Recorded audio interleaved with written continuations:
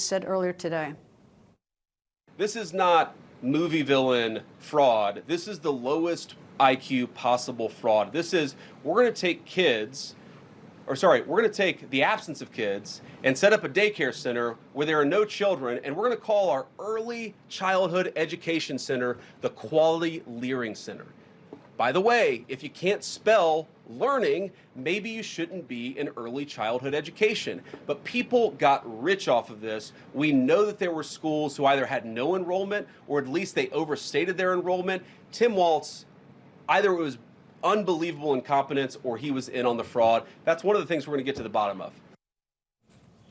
Yesterday, this fraud was the topic of a hearing on Capitol Hill. Ohio Republican and Chairman of the House Judiciary Committee, Congressman Jim Jordan, joins me. Good afternoon, sir. And I know that this investigation is just ongoing with your committee, but to take off from what Vice President Vance just said, is Governor Tim Walz incompetent, or did he participate in some way, or what's the explanation? I mean, the buck stops there. Yeah.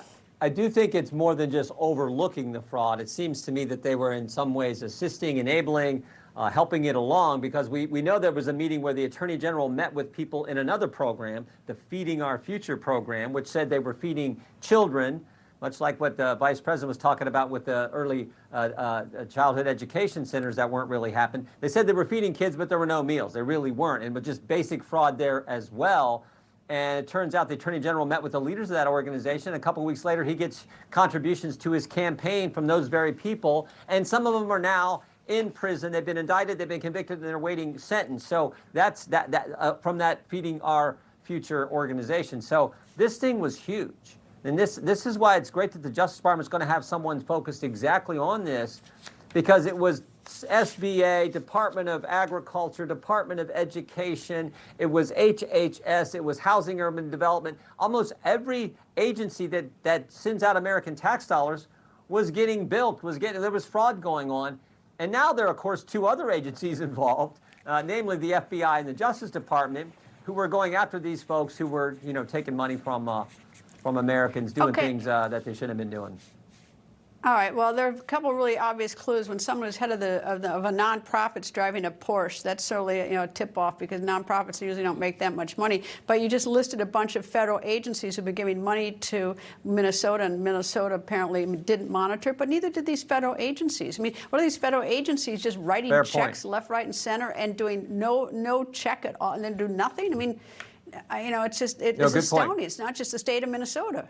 We may need the inspector generals in these various agencies to dig in and find some things there. Of course, that's what the Oversight Committee, Chairman Comer, committee I also get to participate in. That's what we're looking into, and we're slated to have Mr. Walz and the Attorney General from Minnesota be in front of the committee in 4 weeks. So we'll see. But the other thing they did, particularly with the program I referenced, this Feeding Our Future program, was designed to help kids get meals, which they weren't.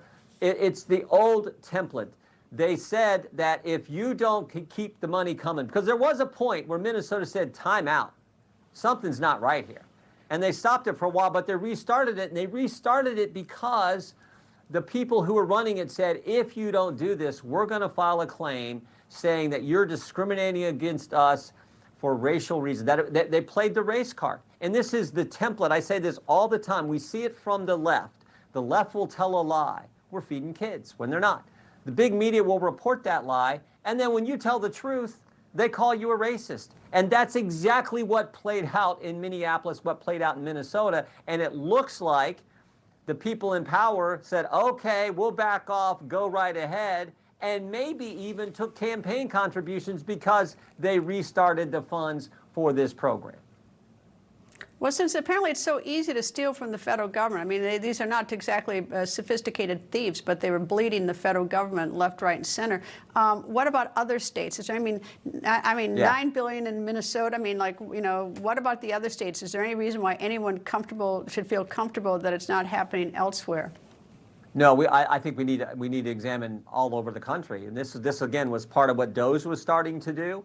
But we need this, and as the White House has announced, as the Vice President talked about, putting a point person in the Department of Justice focused on just this.